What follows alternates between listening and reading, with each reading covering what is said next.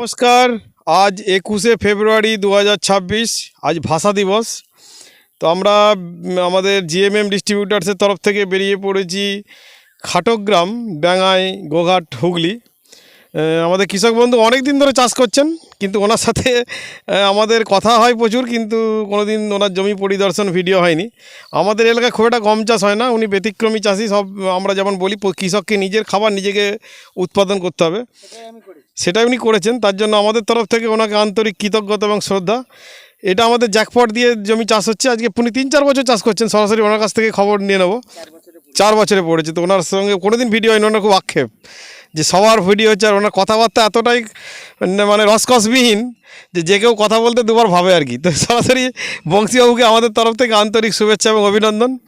তো আমরা গম বাড়িতে নেমে যাচ্ছি। আপনার নাম? আমার নাম বংশীবদন মণ্ডল, বাড়ি খাটগ্রাম, থানা গোঘাট, হুগলি। কত বছর আমাদের এই জ্যাকপট দিয়ে চাষ করছেন? এই 4 বছরে পড়েছে আমার। কি কি ক্ষতি হলো আপনার? ক্ষতি আবার কী হবে, সবই তো লাভ।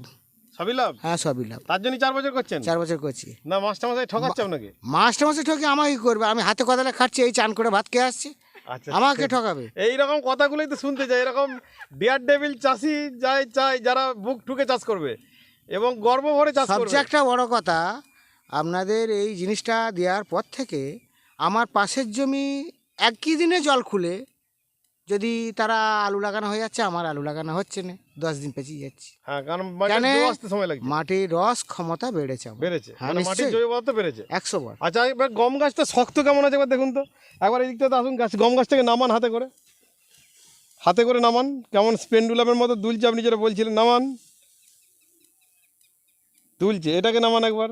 এটা রাসায়নিক দেয়া, সেই শক্তটা আছে? এর সেরকম স্প্রিং করছে, স্প্রিং করছে না? না, এটা স্প্রিং করছে কেমন দেখুন, কেমন লড়ছে। মানে আপনি টিপছেন যে কেমন শক্ত লাগছে, সে তো আমি নিজে বুঝতে পারছি। আমার জিনিস আমি ভালো লড়ছে, আমি বলবো নি। আচ্ছা, আপনি যে আলু চাষ করেছিলেন প্রথম বছরে, হ্যাঁ, তাতে কি উপকার পেয়েছিলেন? আঙুলের ছাল গল্প? ছাল ওঠাটা বন্ধ হয়েছে। মাটি আমাদের কঠিন শক্ত, কিন্তু আলুর যে হাতে করে গাছ উকুড়ে আলু ভাঙার পর, নাগলে করে আলু ভাঙার পর আলু কুড়িয়ে নকশল উঠে যেত, খার ভিটে উঠে যেত।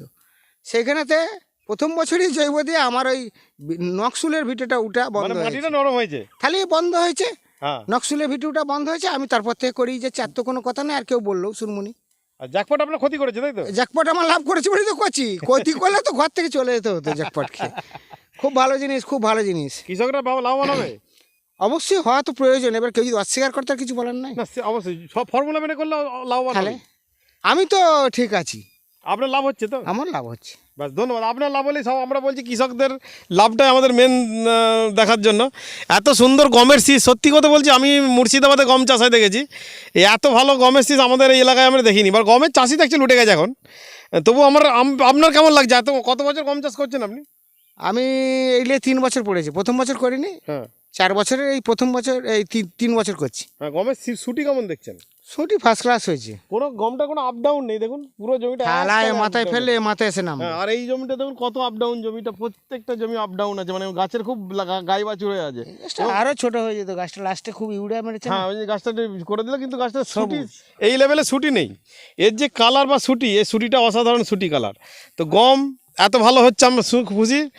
গম অলরেডি আমার বুক হয়ে গেছে, এটাই সব থেকে বড় কথা। বলছে আমার খেয়ে যা বাঁচবে, সেই গম বুক হয়ে গেছে। তবুও আমি 5 কেজি গম বুকিং করে গেলাম। হ্যাঁ, কারণ আমরা চাই বিষমুক্ত খাবার। সকলকে ধন্যবাদ।